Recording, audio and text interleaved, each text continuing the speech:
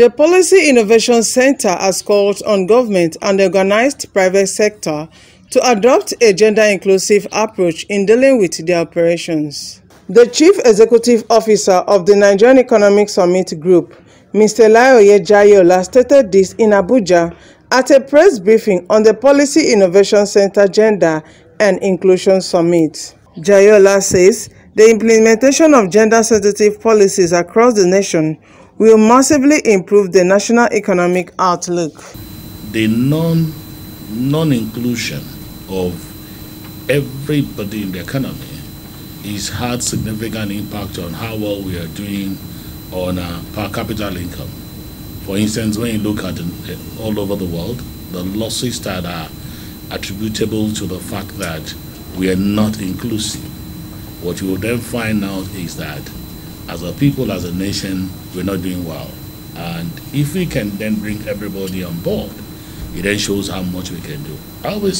Each time I talk about the fact that we need to be a lot inclusive, and part of one of the things we're going to hear people say when they work on the data is the fact that let's look at a sector, agri.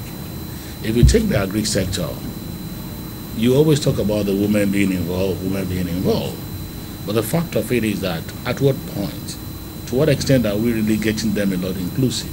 While they are not involved when it comes to how far you get the production from the farm to the farm gate, the fact of the case is that when it comes to all the value addition and all the things that has much more enhancement and riches, we're not involving our women enough.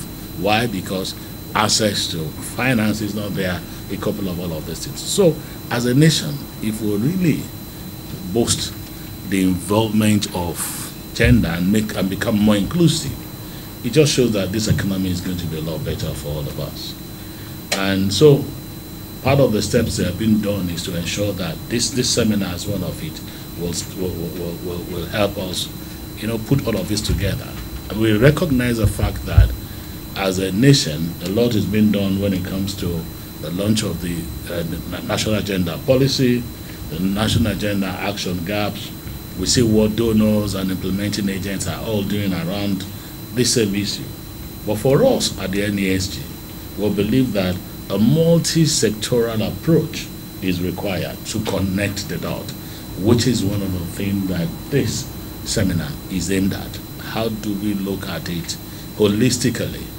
Everybody is doing bits and pieces there, and we commend the work they're doing.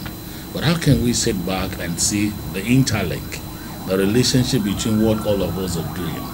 The fact of the matter is that when we work in silos, when we look at things, without without coordinating it, you don't get the best of it. And what this seminar seeks to do is to look at it from the multi-sectoral approaches. It's in the light of the fact that we need to work together that the high-level forum on the Sustainable Development Goal has partnered with the Policy Innovation Center to ensure a seamless delivery of the first national level Gender and Inclusion Summit. We know, for example, that when we think about connecting the dots, we're looking at the fact that you have a worldview with issues that are currently in silos. So we have different issues, complex issues most of the time, that exist as standalone. But we cannot gain synergy until we begin to think about how to bring them together. On the surface, things look unconnected. So if you look at men, and you look at women, and then you look at boys, you look at people living with disability, you look at people from different sexual orientations, the initial thinking is to see the diversity and say we are all different, okay? Why do we want to connect the dots? We have a common, for example, when we share a common nationality. We are Nigerians, first of all. We are humans, okay? We actually need each other. So if you, for example, look back at a lot of women empowerment projects ongoing in Nigeria, you would see that the narrative is the same. Lack of male engagement has resulted in failure of some of these programs. So you go up to say you want to empower the women. What happens when you don't carry the men along? So that's why we want to begin to reflect deeply how do we sustainably connect the dots so that we bring men? So this summit is not just about women alone. We want the men to come. We want people living with disability to come.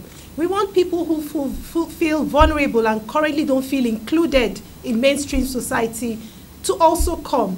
And the idea of everyone coming together is to break down that siloed approach to looking at gender in our society and help stakeholders understand that irrespective of gender, culture, ethnic group, social class, disability, we can all contribute meaningfully to fostering a gender-inclusive society. So the goal of this summit is to provide a platform for us to explore transformative ways to improve inclusion, equity, and foster gender-responsive governance in the country.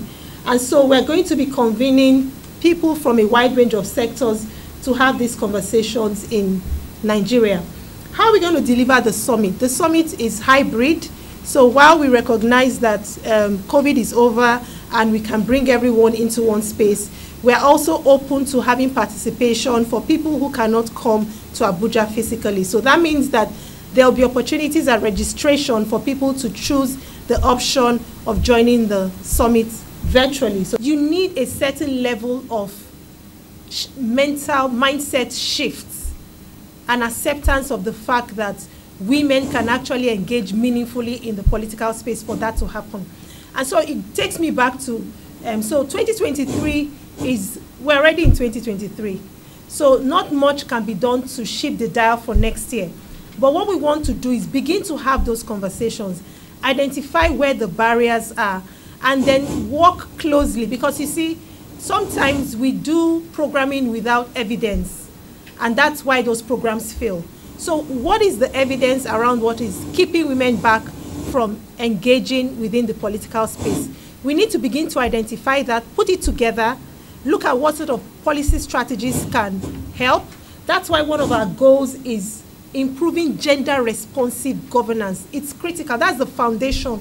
If we don't have that in place, we cannot build on that foundation, or we have no foundation to build on to begin to talk about political participation. What will happen is women will wake up every day, try their best, but because they don't have an enabling environment, they try, register in a party. After that, they drift off and then come back to try again. So let's start to build the foundation for gender-responsive governance.